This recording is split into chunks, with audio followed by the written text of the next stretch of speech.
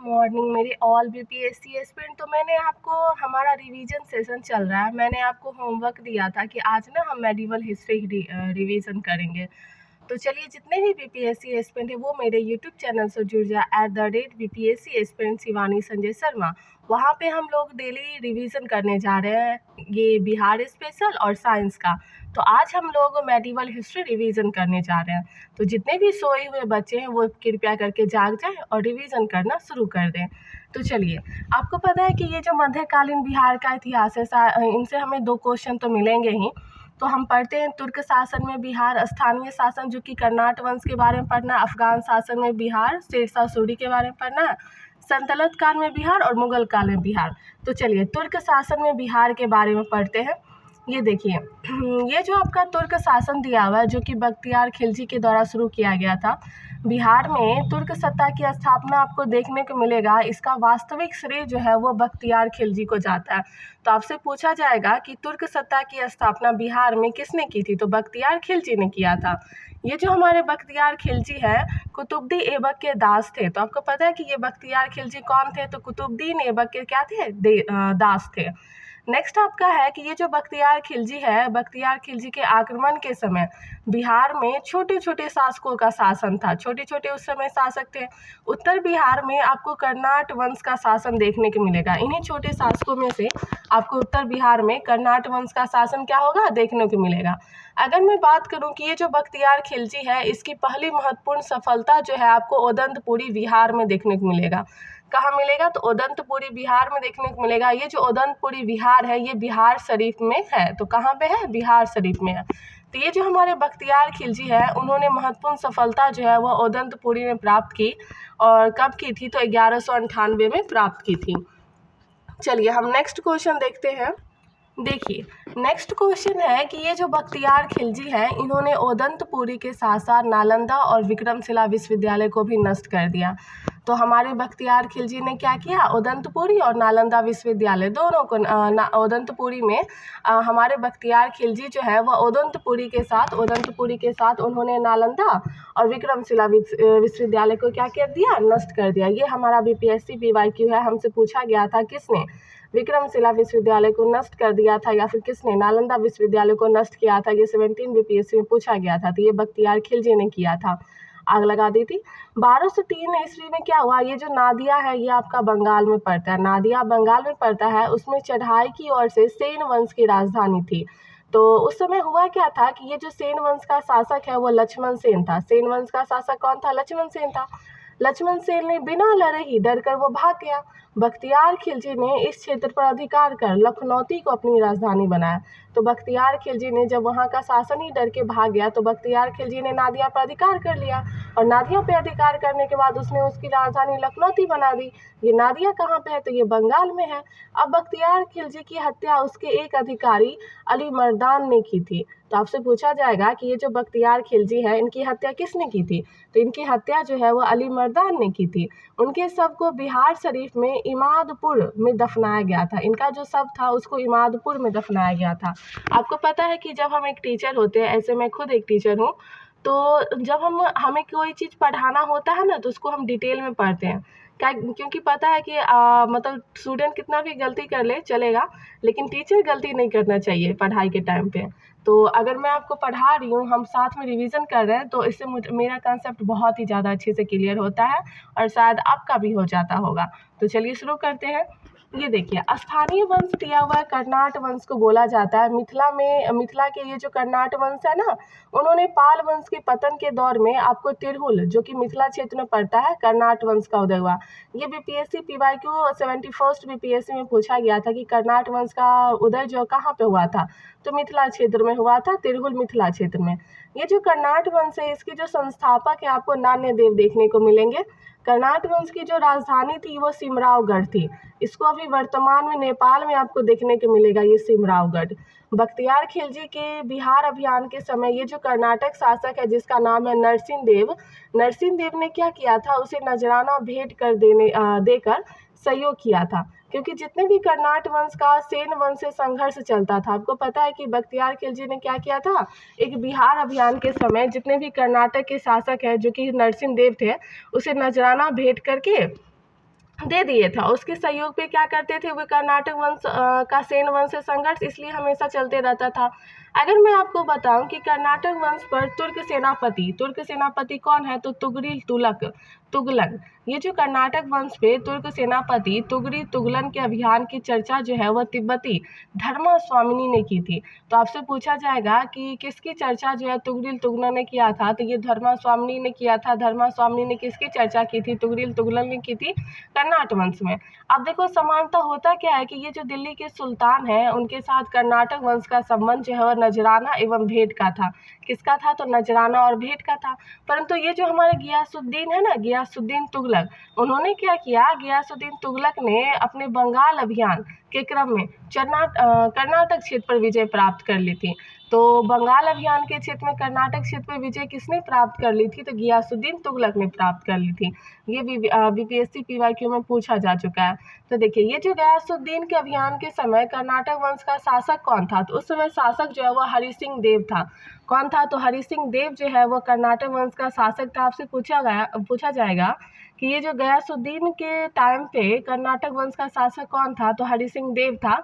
हरि सिंह देव जो है वह 1289 से 1335 तक समाज सुधार भी था, समाज सुधारक भी करता था काम वो। अब देखिए, ये जो हरि सिंह है इस वंश का अंतिम शासक था। तो आपसे पूछा जाएगा कि इस वंश का अंतिम शासक कौन था, तो हरि सिंह था कर्नाटक वंश का। और उसके समय जो है वो पंजी प्रबंधन का विकास हुआ। किसका विकास हुआ, तो पंजी प्रबंधन का विकास हुआ। मैथिली भाषा का विकास कर्नाटक राजवंश के दौरान हुआ था। हमसे 71st बीपीएससी में क्वेश्चन पूछा गया था कि कर्नाटक राजवंश के समय में कौन से भाषा का विकास हुआ था, या फिर मैथिली भाषा का विकास जो है वो किस वंश के दौरान हुआ था, तो वो कर्नाटक वंश के दौरान हुआ था। चलिए, अब हम आते हैं सल्तनत काल में बिहार। तो देखिए, ये जो दिल्ली के सुल्तान हैं और बंगाल के शासकों के बीच निरंतर होने वाले संघर्ष बिहार में लंबे समय तक देखने को मिला था। इल्तुतमिश जो है वो दिल्ली सल्तनत का प्रथम सुल्तान था। दिल्ली सल्तनत का प्रथम सुल्तान कौन था, तो इल्तुतमिश था, जिसने बिहार पर अभियान किया था। हमसे पूछा जाएगा कि बिहार पर किसने अभियान किया था, तो सबसे पहले बिहार पर अभियान जो है वह इल्तुतमिश ने किया था, जो कि दिल्ली सल्तनत का प्रथम सुल्तान था। उसने 1225 ईस्वी में बंगाल और बिहार पर अधिकार कर लिया था। ये हमसे क्वेश्चन पूछा गया था, कौन सा ऐसा मुस्लिम शासक है जिसने बिहार पर अधिकार किया था, तो ये इल्तुतमिश था। और परंतु यह अधिकार जो है उसके उत्तराधिकारी के समय खत्म हो गया था। अगर इल्तुतमिश की बात करें तो इल्तुतमिश ने क्या किया था, बिहार में प्रथम सूबेदार के रूप में मलिक जानी को नियुक्त किया था। ये बीपीएससी पीवाईक्यू है, क्वेश्चन पूछा गया था कि इल्तुतमिश के टाइम पे बिहार का प्रथम सूबेदार कौन था, तो वो मलिक जानी था। कौन था, मलिक जानी था। नेक्स्ट है, तुगलक काल में बिहार पर सुल्तानों का जो वास्तविक नियंत्रण हुआ था वो कब हुआ था, तो तुगलक काल में बिहार का जो वास्तविक नियंत्रण हुआ था वो 1324 से लेकर के 25 तक में हुआ था। गियासुद्दीन तुगलक ने कहाँ किया था, कर्नाटक क्षेत्र पर विजय प्राप्त की थी। तो ये जो हमारे गियासुद्दीन तुगलक है इन्होंने कर्नाटक क्षेत्र पर विजय प्राप्त किया था तुगलक काल में। अब देखिए, आता है कि फिरोज शाह तुगलक जो है वो फिरोज शाह तुगलक भी अपने बंगाल अभियान के समय बिहार आया था। तो आपसे पूछा जाएगा कि कौन सा तुगलक वंश बिहार के अभियान पे आया था, तो फिरोज शाह तुगलक आया था। और पटना और गया से उसके अभिलेख प्राप्त हुए। तो हमें फिरोज शाह तुगलक के अभिलेख कहाँ से प्राप्त हुए, तो पटना और गया से अभिलेख उनके मिले हैं। राजगीर में जो आपको जैन मंदिर देखने को मिलता है, तो राजगीर में जैन मंदिर के अभिलेखों में उनके द्वारा अनुदान देने के प्रमाण मिले हैं। तो राजगीर में जो जैन मंदिर है उसी में फिरोज शाह तुगलक ने अनुदान देने के उसके प्रमाण मिले हैं। अगर हम बात करें तो तुगलक काल में बिहार की जो राजधानी थी वो बिहार शरीफ थी। तो तुगलक काल में बिहार की राजधानी क्या थी, बिहार शरीफ थी। उस काल में बिहार का जो नगर था वो बौद्ध धर्म का प्रमुख केंद्र था। उस समय बिहार का नगर क्या था, तो बौद्ध धर्म था। तो हमसे पूछा जाएगा कि तुगलक काल में बिहार की राजधानी कहाँ थी, बिहार शरीफ थी। और बौद्ध धर्म उसका जो है प्रमुख केंद्र था। अगर तुगलक काल में बिहार के प्रशासकों में सबसे महत्वपूर्ण नाम जो है वह किसका आता है, तो मलिक इब्राहिम का आता है। तुगलक काल में सबसे बड़े प्रशासक के नाम पे किसका नाम आता है, तो मलिक इब्राहिम का नाम आता है, जो कि मलिक बाया कहलाते थे। तो हमसे ये क्वेश्चन इस बार पूछ सकता है कि ये जो मलिक इब्राहिम है इसको क्या नाम से जाना जाता है, तो इनको मलिक बाया के नाम से जाना जाता है। इनका जो मकबरा है वो बिहार शरीफ में पहाड़ियों पर स्थित है। तो ये जो मलिक बाया है इनका मकबरा कहाँ पे है, तो बिहार शरीफ में है। अगर हम देखें कि 13वीं शताब्दी में क्या हुआ था, मध्य में मिनहाज ए सिराज आ गया हमारा बीपीएससी पीवाईक्यू। आपसे पता है कि ये क्वेश्चन पूछा गया बीपीएससी पीवाईक्यू में कि मिन्हाज ए सिराज की रचना किसने की है। तो ये जो मिन्हाज ए सिराज है इसकी रचना जो है तबकाते नासरी में किया गया और इसमें बिहार नाम का उल्लेख मिलता है। तबकाते नासरी में किया गया, बिहार नाम का उल्लेख मिलता है। तो अब हम आते हैं अफगान शासन के बारे में।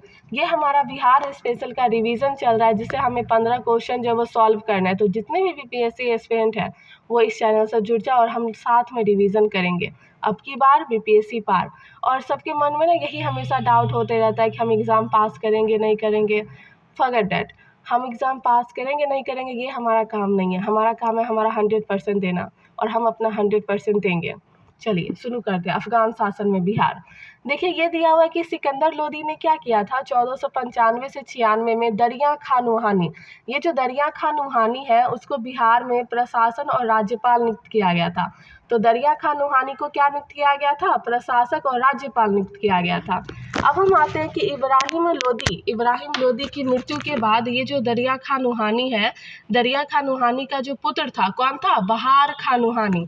हमसे क्वेश्चन ये पूछ सकता है कि इब्राहिम लोदी की जब मृत्यु हो गई थी तो उस समय दरिया खान नूहानी का पुत्र कौन था, तो बहार खान नूहानी था। बहार खान नूहानी ने क्या किया, स्वतंत्रता सत्ता की घोषणा कर दी। दूसरी ओर जो अफगान शासक था जिसका नाम है महमूद लोदी ने क्या किया कि बाबर से बचने के लिए बिहार आ गया। तो आपसे पूछा जाएगा कि बाबर से बचने के लिए कौन सा अफगान शासक वो बिहार आया था, तो वो महमूद लोदी आ गया था। कौन आया था, तो महमूद लोदी आ गया था। अब है कि बाबर ने क्या किया था 1529 ईस्वी में घाघरा का युद्ध, ये बीपीएससी पीवाईक्यू है, पूछा गया था कि घाघरा का युद्ध जो है वह किसके साथ हुआ था, तो बाबर और अफगान शासक के बीच हुआ था। बिहार में इन अफगानों को पराजित किया था। तो बाबर ने क्या किया, घाघरा के युद्ध में किसको पराजित किया था, अफगान को पराजित किया था, अफगानों को।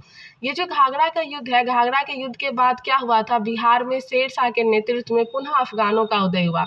जब घाघरा का युद्ध खत्म हो गया तो उसके बाद में शेर शाह आए और शेर शाह के नेतृत्व में ही फिर से अफगान शासक का क्या हुआ, उदय हुआ। अब हम पढ़ते हैं शेर शाह सूरी के बारे में। आप सबको तो अच्छे से पता होगा शेर शाह सूरी, ये भी बीपीएससी पीवाईक्यू है, ये भी पूछा जा चुका है कि शेर शाह सूरी का जो जन्म है वो 1486 ईस्वी में हुआ था। कब हुआ था, 1486 ईस्वी में हुआ था। उनके पिता का नाम आपको हसन खां मिलेगा। ये जो हमारे हसन खां है ये कहाँ के थे, तो ये सासाराम के जागीरदार थे। शेर शाह के जो बचपन का नाम है वो फरीद खां था। शेर शाह के बचपन का नाम क्या था, फरीद खां था।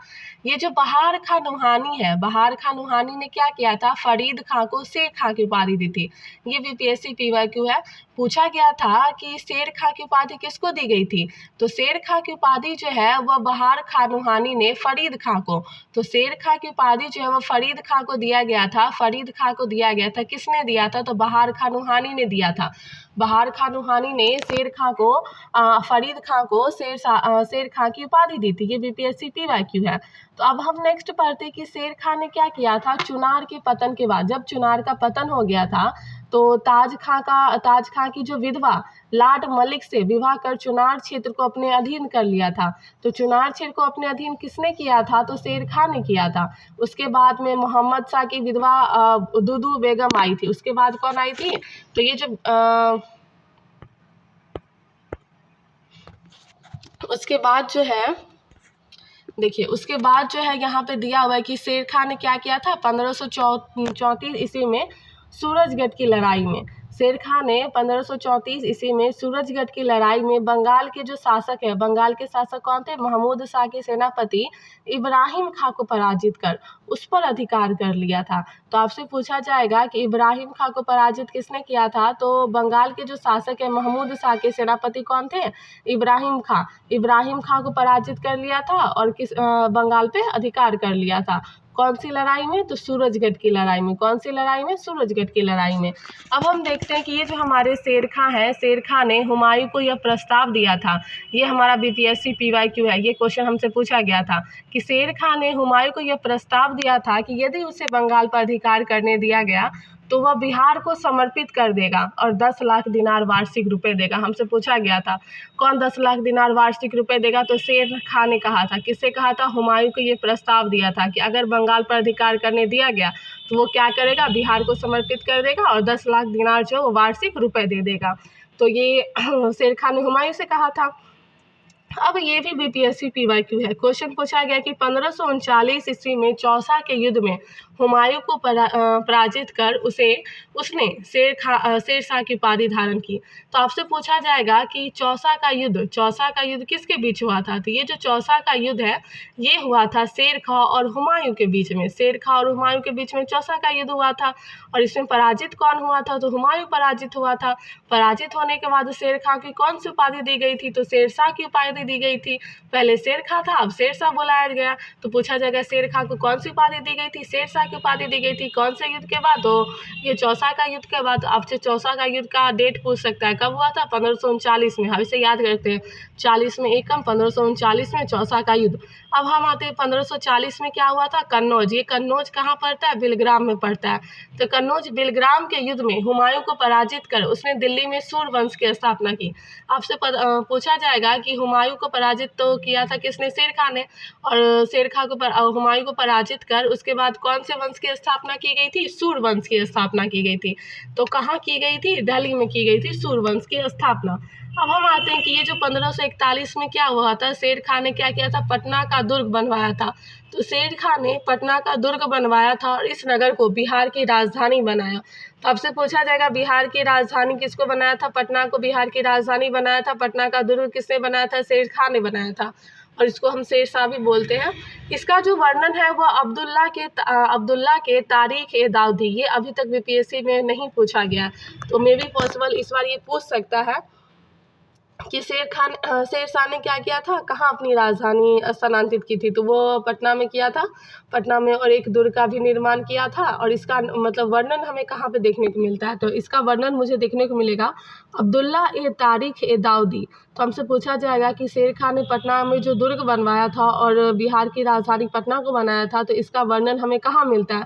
तो इसका वर्णन जो है वो हमें अब्दुल्ला के तारीख-ए-दाऊदी में मिलता है। अब्दुल्ला के तारीख-ए-दाऊदी में मिलता है। This is a very important, ये पूछ सकता है हमसे। नेक्स्ट क्वेश्चन है कि शेरशाह ने क्या किया था? 1539 में रायसीन, 1544 में मारवाड़ विजय किया था। तो शेरशाह कहाँ का विजय हो गया? 1543 में रायसीन को, 1544 में मारवाड़ को, 1545 में कालिंजर अभियान को। कौन सा अभियान? तो कालिंजर अभियान में गोला फटने से वह घायल हो गया और उसकी मृत्यु हो गई। चलो, अब शेरशाह की मृत्यु हो गई थी कौन से अभियान में? तो कालिंजर के अभियान में शेरशाह की मृत्यु हो गई थी। कैसे हुई थी? तो जब वो गोला फटा था ना, तो उसी में वो घायल हो गए थे। गोला के फटने के कारण शेरशाह घायल हो गए, उसी के कारण उनकी मृत्यु हो गई। और उन्होंने 1543 में रायसीन को जीता, मारवाड़ को जीता 1544 में, और उनकी मृत्यु कब हुई थी? तो 1545 में उनकी मृत्यु हुई थी। कालिंजर अभियान में मृत्यु हुई थी। किसके कारण? तो गोला फटने के कारण उनकी मृत्यु हुई थी। ये क्वेश्चन बीपीएससी में पूछ सकता है। अब देखो, शेरशाह ने अपने जीवन काल में ही सासाराम में, कहाँ पे? तो सासाराम में इंडो इस्लामिक स्थापत्य कला आधारित मकबरा का निर्माण करवाया था। तो हमसे पूछा जाएगा कि शेरशाह ने इंडो इस्लामिक स्थापत्य कला का निर्माण कहाँ करवाया था? तो ये सासाराम में करवाया था। और ये इसका मकबरा का निर्माण किसने करवाया था? तो स्थापत्य कला पे आधारित था शेरशाह का मकबरा। शेरशाह का जो मकबरा है वो स्थापत्य कला पर आधारित था और इसका निर्माण इंडो इस्लामिक स्थापत्य कला पर आधारित था। इनका मकबरा कहाँ पे है? तो ये सासाराम में है। ये भी पूछ सकता है, बहुत इंपॉर्टेंट है। शेरशाह की जो मृत्यु के बाद उसके पुत्र जो है वो इस्लाम शाह ने इसे बनाया था। तो जब शेरशाह की मृत्यु हो गई तो उनके पुत्र का नाम है इस्लाम शाह। इस्लाम शाह ने क्या किया था? इस मकबरा का निर्माण करवाया था। ये मकबरा इंडो इस्लामिक स्थापत्य कला पर आधारित है, सासाराम में है। अब नेक्स्ट आते हैं कि कृत्रिम झील के मध्य स्थित यह इमारत आकार में क्या होता है? षष्ठकोणीय है। तो ये जो आपको मकबरा देखने को मिलेगा जो कि सासाराम में है, ये कृत्रिम झील के मध्य स्थित है, जिसका आकार आपको अष्टकोणीय मिलेगा। आपसे पूछ सकता है कि शेरशाह ने जो मकबरा बनाया था ना सासाराम में, जो कि इंडो इस्लामिक स्थापत्य कला पे आधारित था, इसका आकार कैसा है? इसका आकार अष्टकोणीय है। पूछ सकता है बीपीएससी, बहुत इंपॉर्टेंट है। और लाल बलुआ पत्थर से निर्मित है। कैसे निर्मित है? तो लाल बलुआ पत्थर से निर्मित है। शेरशाह ने क्या किया था? बिहार में रोहतास किला भी बनवाया था। तो बिहार में रोहतास किला किसने बनाया था? शेरशाह ने बनाया था। शेरशाह ने क्या किया था? जब्ती प्रणाली चलाई थी। कौन सी प्रणाली? जब्ती प्रणाली चलाई थी, जिसमें भूमि के माप के आधार पर लगान निर्धारण किया जाता था। तो आपसे पूछ सकता है कि जब्ती प्रणाली किसने अपनाई थी? तो शेरशाह ने अपनाई थी। इसमें होता क्या था? तो इसमें भूमि की माप के आधार पर लगान का निर्धारण किया जाता था। और बाद में इसे अकबर ने भी चलाया था। यही अपनाया था किसने? अकबर ने भी अपनाया था। शेरशाह का जो शासन था वो सुव्यवस्थित शासन प्रणाली के लिए प्रसिद्ध था। शेरशाह जो सुव्यवस्थित तरीके से अपनी शासन चलाते थे, इसके लिए वो प्रसिद्ध है। उसने उसने संचार व्यवस्था, डाक व्यवस्था, सैन्य व्यवस्था, राजस्व व्यवस्था में व्यापक सुधार किए। कौन कौन से व्यवस्था आ जाएंगे? तो संचार व्यवस्था दिया हुआ है, डाक व्यवस्था दिया हुआ है, सैन्य व्यवस्था और राजस्व व्यवस्था दिया हुआ है। नेक्स्ट हम आते हैं कि ये जो हमारे शेरशाह सूरी है, शेरशाह सूरी ने शुद्ध चांदी का रुपया और तांबे का दाम प्रचलित कराया था। तो हमसे पूछा जाएगा कि ये शेरशाह ने क्या किया था? शुद्ध चांदी का रुपया और तांबे का दाम भी प्रचलित करवाया था। किसने करवाया था? तो शेरशाह सूरी ने करवाया था। शुद्ध चांदी का सिक्का और तांबे का दाम प्रचलित करवाया था। शेरशाह के बाद उसके पुत्र का नाम है जलाल खां। शेरशाह के पुत्र का नाम क्या है? तो जलाल खां है, जो कि इस्लाम शाह की उपाधि के साथ गद्दी पर बैठे। तो आपसे पूछा जाएगा शेरशाह के पुत्र का नाम क्या है? तो जलाल खां है। जलाल खां की उपाधि क्या है? तो इस्लाम शाह। तो हमसे पूछा जाएगा कि इस्लाम शाह हम किसकी उपाधि है? तो इस्लाम शाह जो है वो हम जलाल खां को इस्लाम शाह के नाम से जानते हैं। इनको उपाधि दिया गया। शेर खां के बाद जो है उनके पुत्र इस्लाम शाह बैठे। और नेक्स्ट हम आते हैं कि बाद में जो सूर्यवंश 3 भागों में बट गया। अब सूर्यवंश 3 भागों में बट गया। जब भी शेर खां का मृत्यु हुआ, अब सूर्यवंश 3 भागों में बट गया। 1555 ईस्वी में मच्छीवाड़ा एवं सरहिंद के युद्ध में हुमायूं ने सिकंदर सूरी को पराजित कर सूर्यवंश का अंत कर दिया। देखो अब क्या हुआ कि 1555 ईस्वी में एक युद्ध हुआ था, मच्छीवाड़ा और सरहिंद के युद्ध में। कौन सा युद्ध हुआ था? तो ये मच्छीवाड़ा और सरहिंद के युद्ध हुआ था। तो इसी मच्छीवाड़ा और सरहिंद के युद्ध में हुमायूं ने क्या किया? हुमायूं ने सिकंदर सूरी को पराजित किया और सूर्यवंश का अंत कर दिया। तो सूर्यवंश का अंत कैसे हुआ? हुमायूं के द्वारा हुआ था। किसके द्वारा? हुमायूं के द्वारा हुआ था सूर्यवंश का अंत। और चलिए अब हम आते हैं चेरो वंश। आपको पता है कि ये जो पाल वंश के पतन के पश्चात बिहार के क्षेत्र में स्थानीय राज्यों का उदय हुआ था। जब पाल वंश का अंत हो गया था तो बिहार में आपको स्थानीय राज्य देखने को मिले थे। उन्हीं राज्यों में एक प्रमुख राज्य जो है वह चेरो का था। किसका था? तो उन्हीं राज्यों में एक प्रमुख राज्य जो था वो चेरो का था। चेरो राज्यों का जो क्षेत्र है वह शाहाबाद बोलते हैं, सारण, मुजफ्फरपुर, पलामू, वाराणसी का क्षेत्र है। तो हमसे पूछा जाएगा चेर वंश कहाँ कहाँ पे है? तो इसका क्षेत्र कहाँ कहाँ पे था? तो शाहाबाद हो जाएगा, सारण हो जाएगा, मुजफ्फरपुर, ये तो बिहार में है, मुजफ्फरपुर, सारण, शाहाबाद, पलामू हो जाएगा, वाराणसी तो उत्तर प्रदेश में हो जाएगा। चेरो वंश की स्थापना जो है 12वीं सदी में हुई थी। तो हमसे पूछ सकता है चेरो वंश बिहार में कहाँ कहाँ? तो शाहाबाद, सारण, मुजफ्फरपुर, पलामू और इधर हो जाएगा वाराणसी। तो चलो, चेर वंश का जो मुख्यालय था वह बीहा था। कहाँ था? बीहा था। बीहा कहाँ पर था? भोजपुर में था। हमसे पूछा जा सकता है कि चेर वंश का मुख्यालय कहाँ था? तो बीहा था, भोजपुर में पड़ता है। 1607 ईस्वी में क्या हुआ था? चेरो एवं उज्जैनों के बीच एक महत्वपूर्ण लड़ाई हुई थी। 1607 में आपको चेर और उज्जैन के बीच में एक महत्वपूर्ण लड़ाई देखने को मिलेगी, जिसमें चेरों की जीत हुई थी। और इस वंश का प्रमुख शासक कौन था? तो ये जो वंश है इसका प्रमुख शासक जो है मेदिनी राय था। कौन था? मेदिनी राय था। तो हमसे पूछ सकता है कि इस वंश का प्रमुख शासक कौन था चेरो वंश का? तो मेदिनी राय था।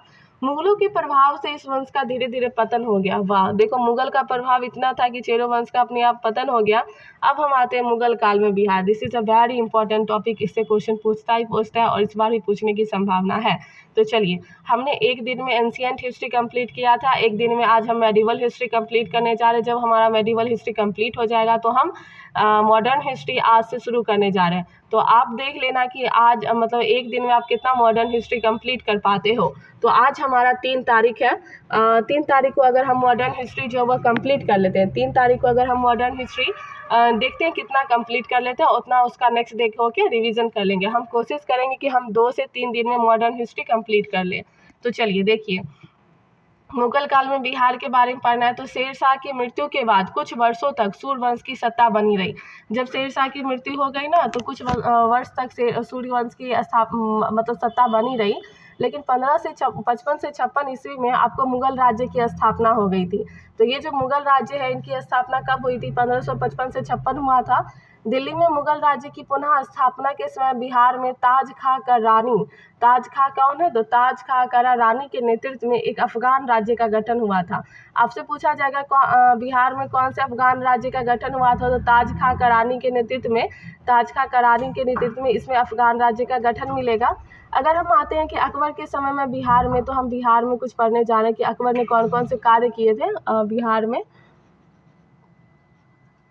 तो देखिए, ये जो ताज का करानी में अकबर के प्रति सम्मान की नीति अपनाई गई थी, लेकिन आपको उनके जो पुत्र हैं वो दाऊद खां करानी थे और इसके विरोध में देखने को मिलेगा। तो दाऊद खां करानी जो है वो किसके विरोध में थे, तो वो अकबर के विरोध में थे। अब हम पढ़ते हैं कि यह अकबर ने क्या किया था, अकबर ने उसे दंडित करने के लिए स्वयं आक्रमण किया था और आपको 1576 ईस्वी में उसने पटना को जीत लिया था। तो हमसे पूछा जाएगा कि पटना को किसने जीता था, तो 1576 ईस्वी में अकबर ने जीता था और दाऊद खां को पटना छोड़कर भागना पड़ा था क्योंकि अकबर आ गए थे ना। अब देखो, दाऊद खां जो है वह बिहार का अंतिम अफगान शासक सिद्ध हुआ था। तो हमसे पूछा जाएगा कि अंतिम अफगान शासक कौन था, तो ये जो अंतिम अफगान शासक है वो दाऊद खां थे। अंतिम अफगान शासक जो है वो दाऊद खां थे। अंतिम अफगान शासक कौन थे, दाऊद खां थे। नेक्स्ट हम आते हैं, आपको देखने को मिलेगा कि ये जो 1580 में बिहार को मुगलों द्वारा एक सूबा या फिर प्रांत का दर्जा दिया गया था। तो सूबा या फिर प्रांत का दर्जा किसके काल में मिला था, तो मुगल के काल में ही मिला था बिहार को 1580 में। नेक्स्ट हम आते हैं कि अकबर द्वारा मुनीम खां को बिहार का गवर्नर बनाया गया था। तो बिहार का गवर्नर कौन था, मुनीम खां था। बिहार का गवर्नर मुनीम खां था, अकबर के द्वारा बनाया गया था।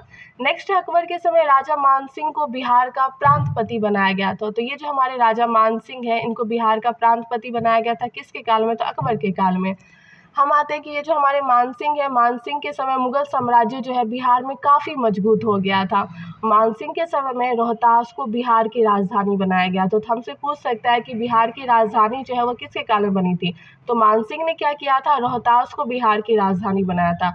तो रोहतास को बिहार की राजधानी किसने बनाया था, तो ये मानसिंह आ जाएंगे। अब हम आते हैं जहांगीर के बारे में। तो ये जो हमारे जहांगीर है उनके समय बिहार के बारे में पढ़ते हैं। तो जहांगीर के समय में छोटा नागपुर के क्षेत्र में मुगलों का अधिकार स्थापित हुआ था। तो हमसे पूछा जाएगा कि मुगलों का अधिकार कहाँ स्थापित हुआ था जहांगीर के समय में, तो छोटा नागपुर क्षेत्र में स्थापित हुआ था। इस क्षेत्र से मुगलों को हीरा और सोना प्राप्त होता था। तो छोटा नागपुर क्षेत्र से हमें हीरा और सोना प्राप्त मिलता था।